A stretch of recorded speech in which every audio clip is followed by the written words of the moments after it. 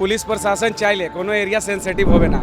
In fact Pakistan বা বাংলাদেশেও চলে গেলে না, যখন মিলিটারি নামে সব সেন্সিটিভটা খতম হয়ে যায়।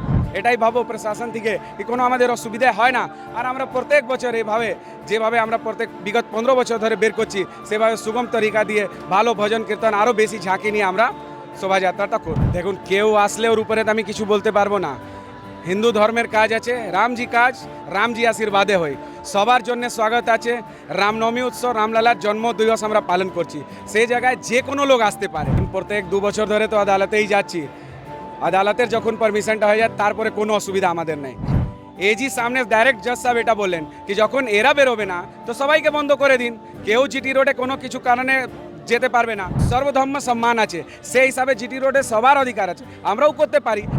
প্রথমে তো আজকে রামনবমীর অনেক শুভেচ্ছা। তারপরে আজকে আপনাদেরকে একটা বিশেষভাবে অনুমতি নিয়ে আজকে আপনাদের এই শোভাযাত্রা করা হয়েছে। সেই শোভাযাত্রা নিয়ে প্রথমে তো জিজ্ঞাসা করবো কেমন আপনার ক্যামেরা মাধ্যমে সবাইকে আমরাও বলছি রামনবমী হার্দিক শুভেচ্ছা। শোভাযাত্রা অনারেবল হাইকোর্টের দিশা নির্দেশে আমরা পুলিশের সঙ্গে মিলিয়ে আমরা ভালোভাবে সুচারুরূপে বের করলাম। নরসিংহ ভগবান মন্দির থেকে আমরা 500 জনকে নিয়েই 500 আই কার্ড দিয়ে আইডেন্টিফাই করে পুলিশ সঙ্গে মিলিয়ে 500 লোককে নিয়ে ভায়া জিটি রোড এসে আমরা এই পান্ডালে আমাদের হাওড়া ময়দানে শেষ করলাম।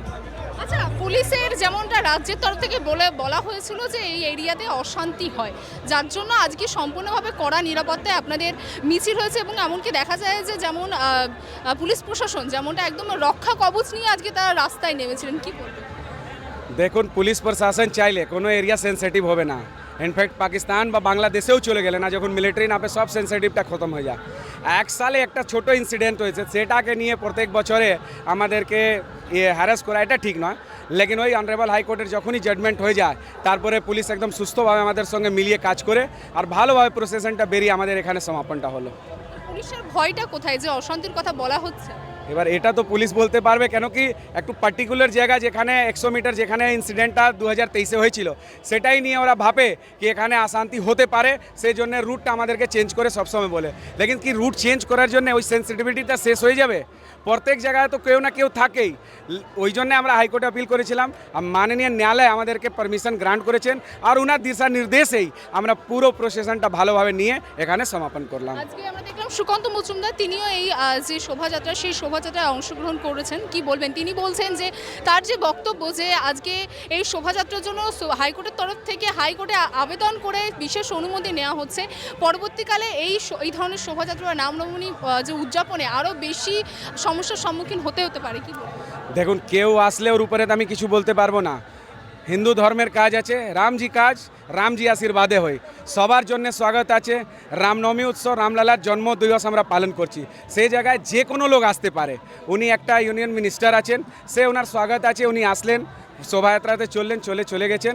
বাদবাকি আমাদের যে কার্যকর্তারা ছিল ভালোভাবে সুস্থভাবে আমরা শোভাযাত্রা বের করলাম, এখানে নিয়ে এসে সমাপন করেছি। আগামী দিন আমরা এটাই ভাবো প্রশাসন থেকে কি কোনো আমাদের অসুবিধা হয় না। আর আমরা প্রত্যেক বছর যেভাবে আমরা বিগত 15 বছর ধরে বের করছি, সেভাবে সুগম তরিকা দিয়ে ভালো ভজন কীর্তন আরও বেশি ঝাঁকি নিয়ে আমরা শোভাযাত্রাটা করব।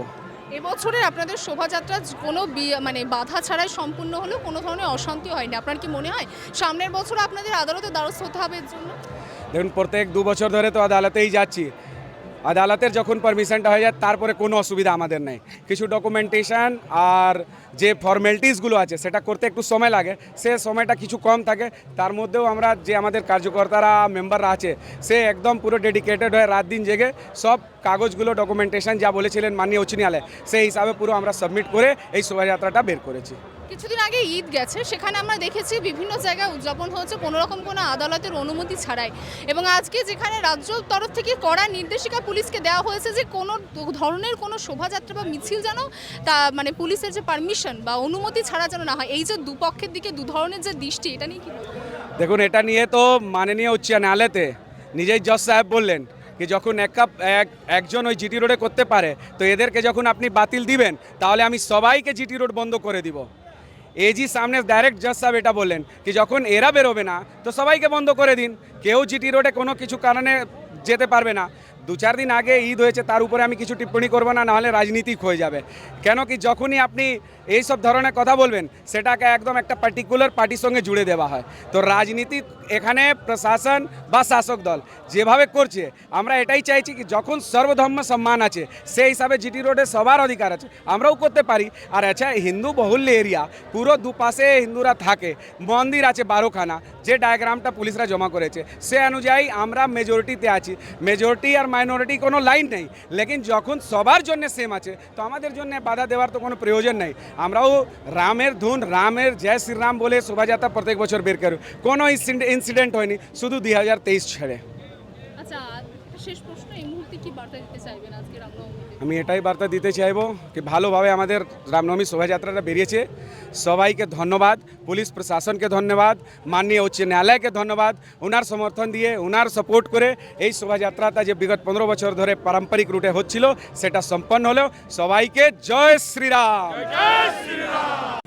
বাংলা হান্টের আরও খবর দেখতে নজর রাখুন। বাংলা খবর মানেই বাংলা হান্ট।